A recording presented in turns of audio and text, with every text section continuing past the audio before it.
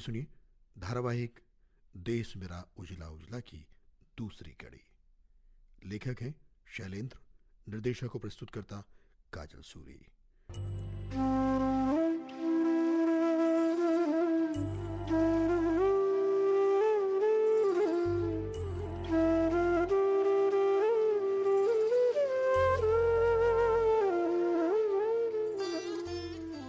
आइए सुनते हैं देश मेरा उजला उजला की अगली कड़ी। अब तक आपने सुना अदिति घर फोन करके बताती है कि 10-15 दिन बाद वो घर लौटेगी। ये बात सुनकर अदिति के माता पिता बेहद खुश होते हैं। रामेश्वर अदिति के आने की खबर जोया को देने जाते हैं। उधर अदिति अपने घर आने की तैयारी करती है और सभी दोस्तों को अलविदा कर घर के लिए निकल पड़ती है। अब आगे।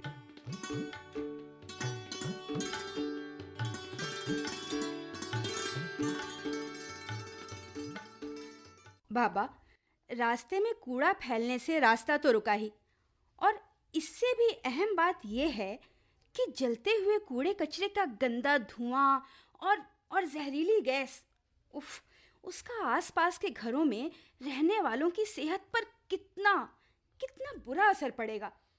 अब देखो, अपने घर की सफाई का ये मतलब थोड़े ही है कि दूसरों के आगे गंदगी फैला दी जाए। काश चौधरी ने इस बात पर ध्यान दिया होता। और रास्ते के किनारे कूड़ा फेंकना, ये कौन सी स्वच्छता है? कूड़ा कचरा कबाड़ बस्ती से दूर ऐसी जगह फेंकना चाहिए जो इस काम के लिए तय की गई हो और जहां सब कूड़ा डालते हों। बेटी, तू क्या समझती है? चौधरी मुकुट बिहारी को ये मालूम नहीं? उसे सब मालूम है बिटिया। अच्छा? पर वो अपनी मन मर्जी का मालिक है और गांव में उसका इतना दबदबा है कि उसके आगे कोई बोलने की हिम्मत नहीं कर सकता। पर बाबा, ये तो सरासर। ले बेटी, चाय। अरे, तूने अभी तक मुंह हाथ नहीं धोए? अरे तेरे बाबा की ना बड़ी बुरी आदत है, बात शुरू करते हैं तो खत्म ही नहीं करते। अरे बेटी थक कर आई है, पर इन्हें कोई परवाह ही नहीं। माँ, बाबा की नहीं, मेरी बात लंबी होती जा रही थी। रुको, मैं बस अभी आई हाथ मुंह धोकर। मैं अभी आता हूँ। अरे अरे अरे, अब तुम कहाँ चल दिए? तुम्हारे लिए भी चाय लाई हूँ। अच्छा, मेरे लिए भी लाई हो? चलो, लाई हो तो पी लेता हूँ। ये लो। लाओ।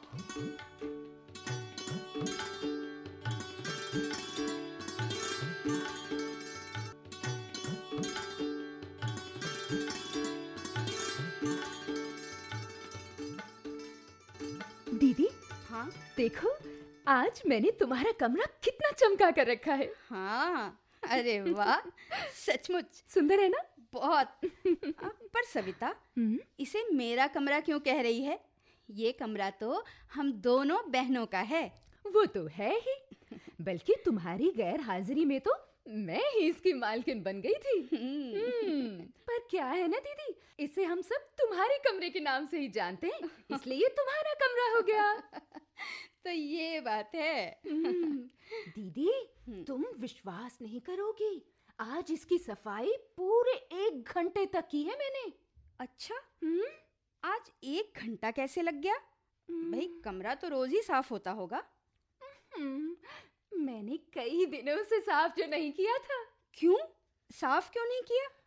बस यूं ही दीदी, बीच बीच में सफाई करना टाल जाती थी ना। झाड़ू हाथ में लेती थी पर आलस आ जाता था। और कमरा गंदा ही पड़ा रह जाता था। बिल्कुल दीदी, तभी तो आज सफाई करने में इतना समय लग गया मुझे। अरे हाँ दीदी, मुझे 2-3 सूट लेने हैं, नए फैशन के। देखो ना, मेरे सारे सूट्स कितने पुराने डिजाइन के हैं। माँ ने कहा था अदिति आएगी तो उसके साथ ही शहर चली जाना। दीदी, मुझे ना जल्दी ही सूट खरीदवा देना, पीले रंग का, नीले रंग का और लाल रंग का। अगले हफ्ते चले दीदी। दीदी, दीदी, तुम कुछ बोलती क्यों नहीं दीदी? नाराज हो क्या मुझसे? नाराज होने वाली तो बात है ही। सविता, तुम्हें सफाई का जरा भी ख्याल नहीं है?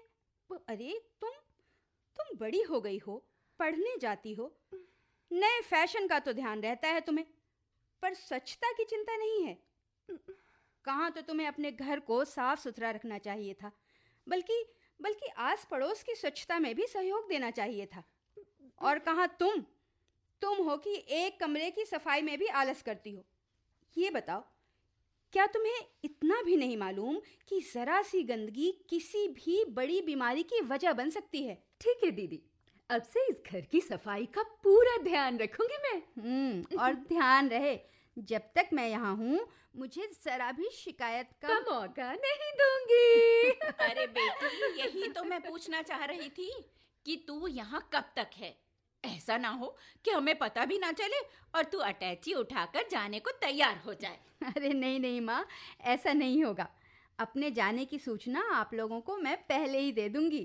पहले? अरे कहीं नौकरी की बात पक्की हो जाएगी तभी जाएगी ना? माँ, वो एक कंपनी में मुझे जॉब मिल गई है। जॉब? हाँ, बस जाकर ज्वाइन करना है। माँ, मैं यहाँ ज़्यादा दिन तक नहीं रुक सकूंगी। मेरा रिजल्ट आने के बाद कंपनी मुझे कभी भी बुला सकती है और तब मुझे जाना ही होगा। बुलाने दे कंपनी वालों को, हम तुझे इतनी जल्दी नहीं जाने देंगे। माँ, कंपनी वाले बुलाएंगे तो कह देना मैं कुछ दिन बाद आऊंगी। इतनी पढ़ाई करके थक गई होगी, यहाँ बैठकर आराम करना। बेटी, अभी तो हमने तेरे हालचाल भी नहीं पूछे। अरे माँ, चिंता ना करो, मैं इतनी जल्दी भी नहीं जा रही भाई। अभी मुझे अपने गांव को देखना है कि ये कितना बदल गया है। यहाँ वहाँ घूमकर पुरानी यादें ताज़ा करनी है। सब लोगों से मिलना भी तो है मुझे। अरे जिसे भी मिलना हो आराम से मिलना, ये नहीं कि आज ही उठकर चल दे। हाँ। माँ, दीदी को जोया बहुत याद करती है। जब भी मुझे मिलती है ना, एक ही बात पूछती है, अदिति बाजी कब आएंगे, अदिति बाजी कब आएंगे। अच्छा, तो ठीक है, मैं पहले जोया से ही मिलूंगी। हाँ बेटा, उससे जरूर मिलना। हाँ। बहुत भली लड़की है। अच्छा बेटा, खाना तैयार है, तुम लोग जल्दी से नीचे आ जाओ। जी माँ।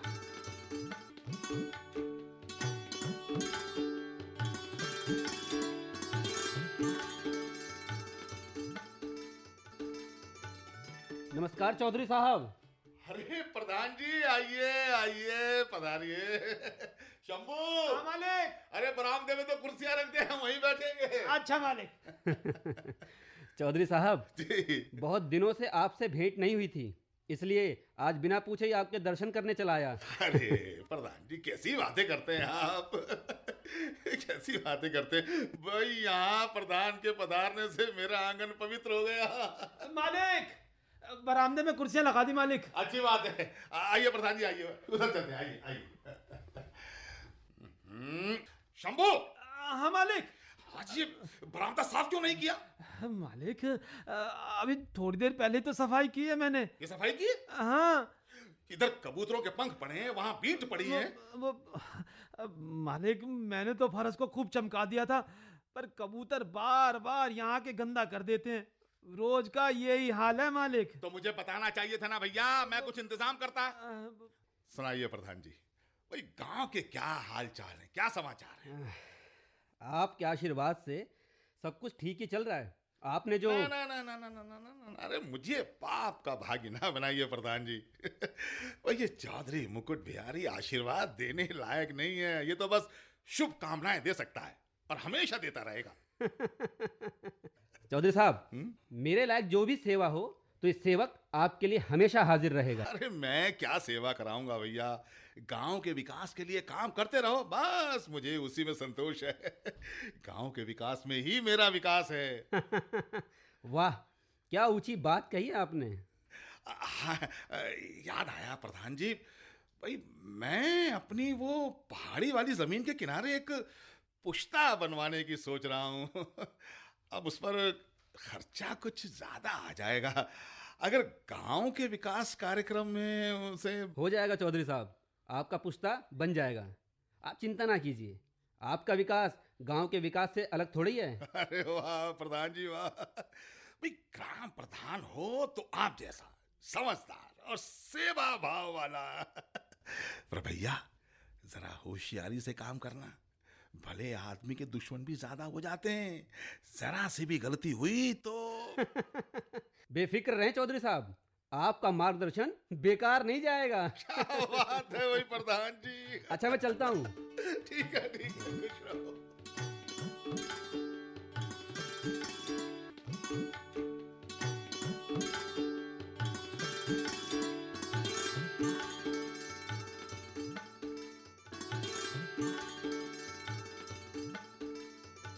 जोया, ये मैं क्या सुन रही हूँ?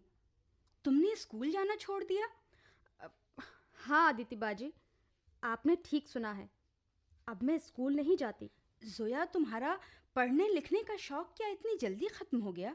नहीं अदिति बाजी, मुझे आज भी पढ़ना लिखना अच्छा लगता है। पढ़ लिख कर बहुत कुछ सीखना चाहती हूँ, लेकिन अब कुछ भी नहीं सीख पाऊंगी। स्कूल छोड़ने की वजह? क्या साबिर चाचा ने तुम्हें स्कूल जाने से रोक दिया?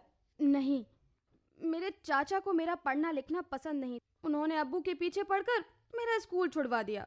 देखो जोया, तुम पढ़ोगी लिखोगी नहीं, घर में ही बैठी रहोगी तो जीवन में आगे कैसे बढ़ोगी?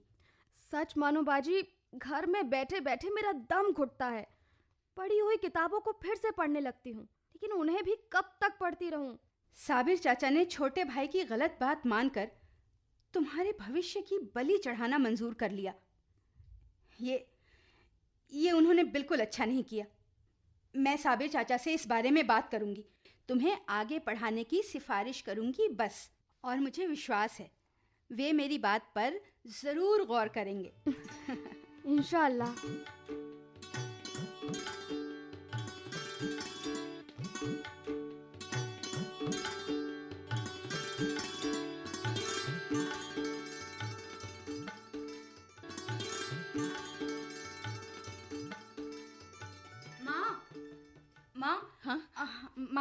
माँ जल्दी से एक कप चाय पिला दो ना, और कुछ खाने को दे दो। भूख के मारे बुरा हाल हो रहा है। अरे वो तो होगा ही। ऐसा भी क्या गांव घूमना हुआ कि सुबह की निकली, अब दिया बत्ती जलने पर लौट रही है, वो भी भूखी प्यासी। माँ, पानी तो एक घर में पी लिया था, पर खाया कुछ नहीं। अच्छा ठीक है, मैं लाती हूँ कुछ तेरे खाने के लिए। हाँ माँ, जल्दी से ले आओ। आ गई है दीदी बिटिया। हाँ बाबा। घूम आई गांव? किस किस से मिलकर आई हो? बाबा, लोगों से मिलना तो ज्यादा नहीं हो सका, गांव घूमने में ही सारा समय लग गया। ओह, थक गई बाबा। जरूर थक गई होगी। अब तुझे इतना पैदल चलने की आदत भी कहाँ रही होगी। और फिर यहाँ रास्ते गलियां भी शहरों जैसे नहीं है। यहाँ तो कहीं गड्ढा है तो कहीं बाबा, शहरों का भी यही हाल है। शहर के बीच कुछ खास रास्तों की देखरेख अच्छी तरह हो जाती है, और बाकी सड़कों की तरफ किसी का ध्यान नहीं जाता।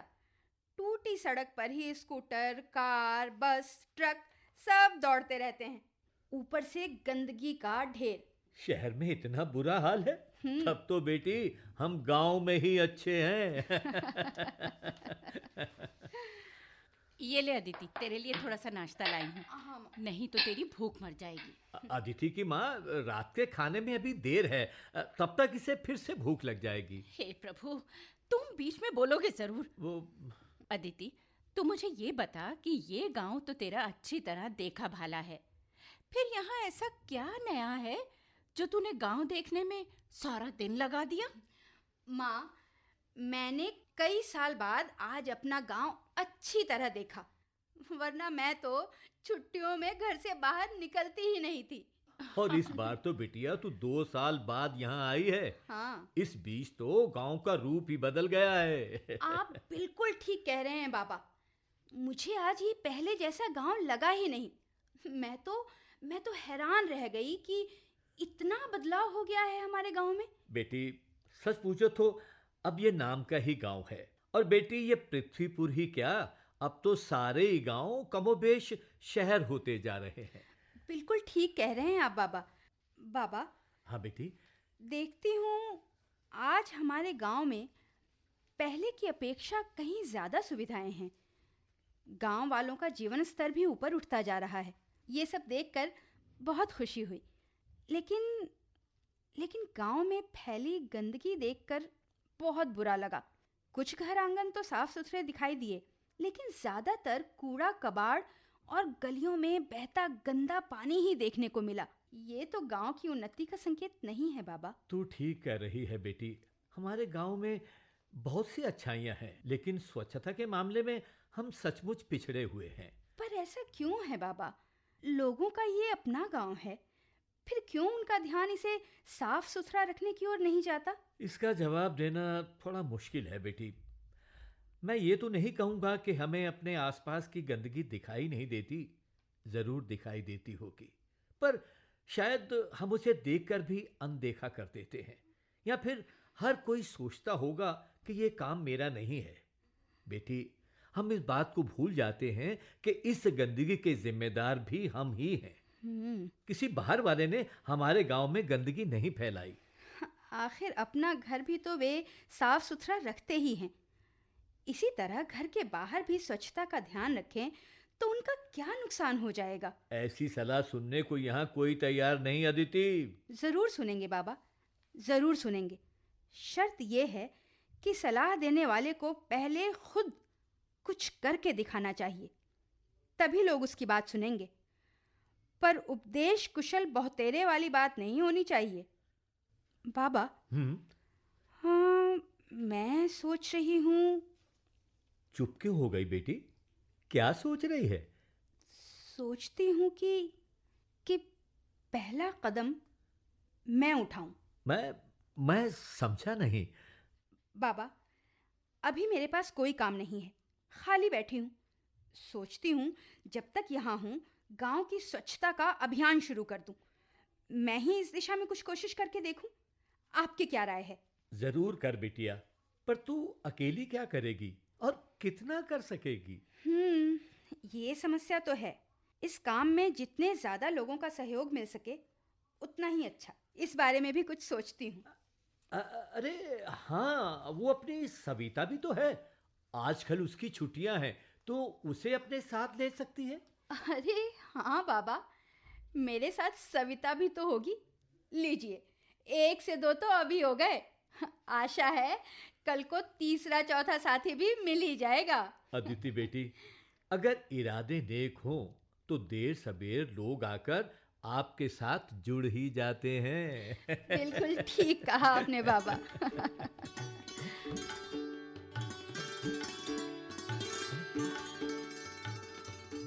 हाय राम, दी, तुम झाड़ू लेकर गांव में सफाई करोगी? इसमें बुराई क्या है सविता? हाय दी, मुझे तो ऐसा काम करने में बहुत शर्म आती है। लो, शर्म की क्या बात है? क्या हम अपने घर में सफाई नहीं करते?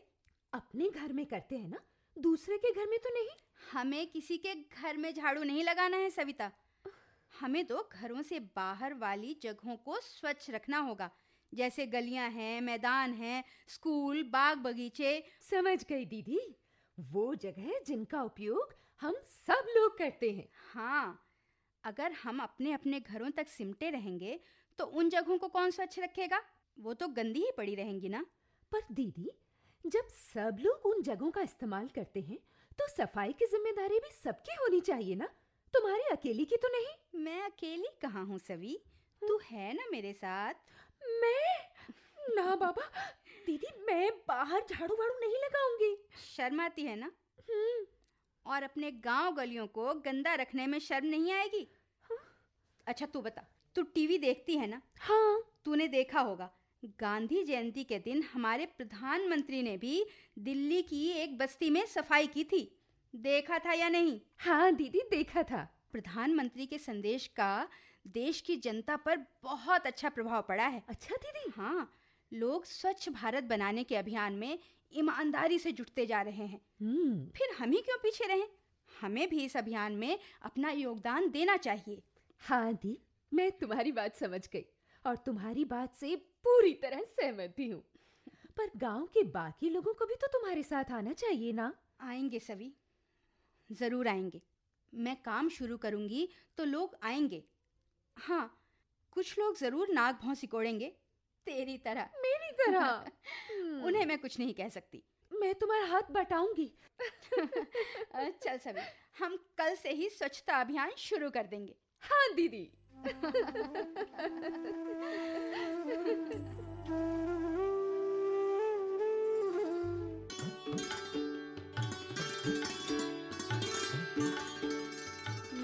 साबिर चाचा। अरे अरे, जीती रहो बेटी, जीती रहो। आओ आओ अदिति बेटी। जोया पड़ोस वाले घर में गई है, तुम बैठो, मैं उसे बुला लाता हूँ। नहीं नहीं चाचा, रहने दीजिए, उसे मत बुलाइए। अरे ये क्या बात हुई अदिति? जोया से मिलने आई हो तो उसे मिलोगी नहीं? कहीं उसने तुमसे झगड़ा तो नहीं किया?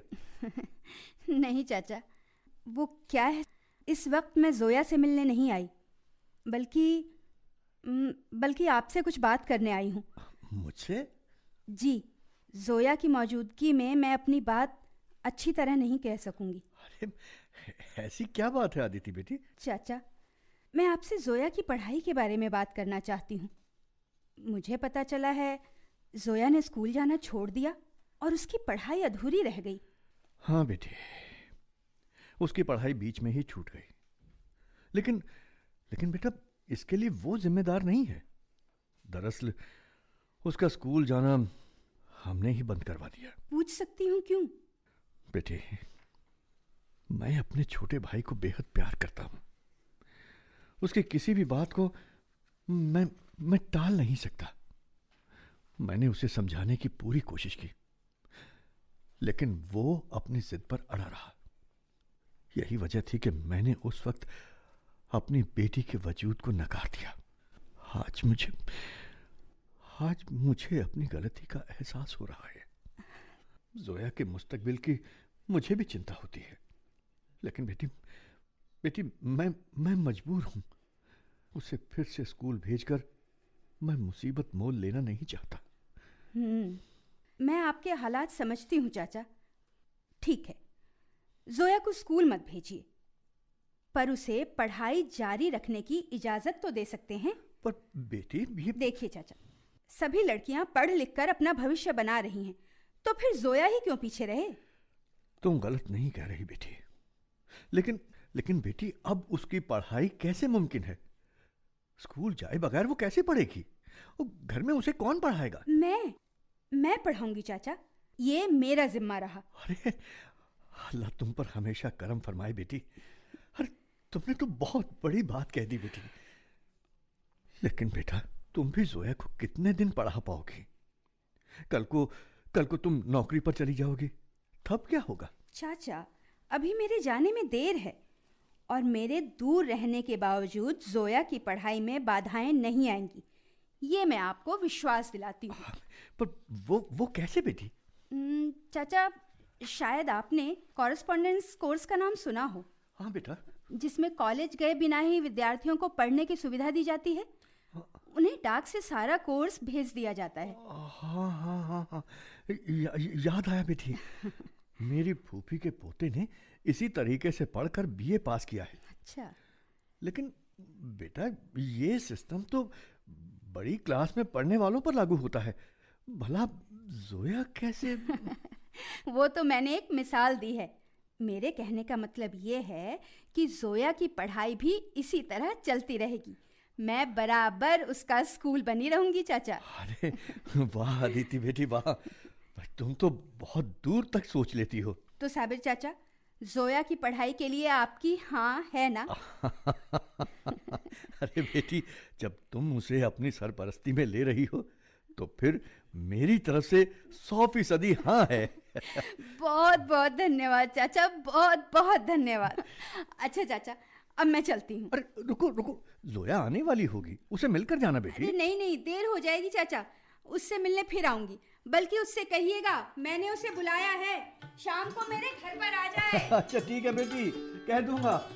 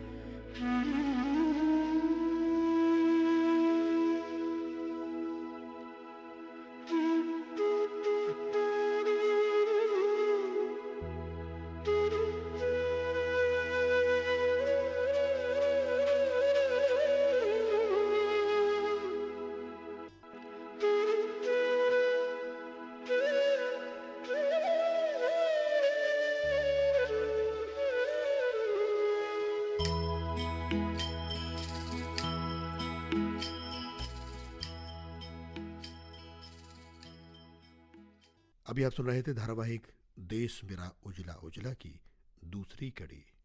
लेखक थे शैलेंद्र, निर्देशक और प्रस्तुतकर्ता काजल सूरी। भाग लेने वाले कलाकार थे शोभना भारद्वाज, कीमती आनंद, हर्षबाला खन्ना, सुरेंद्र सागर, ब्रिजमोहन यादव, प्रियंका शर्मा, ममता मलकानी, किशोर सहजानी, कमल साथी, सविता शर्मा, अमिताभ, नीरज शर्मा, हेमांगनी, अमिताभ और राघवेंद्र तिवारी।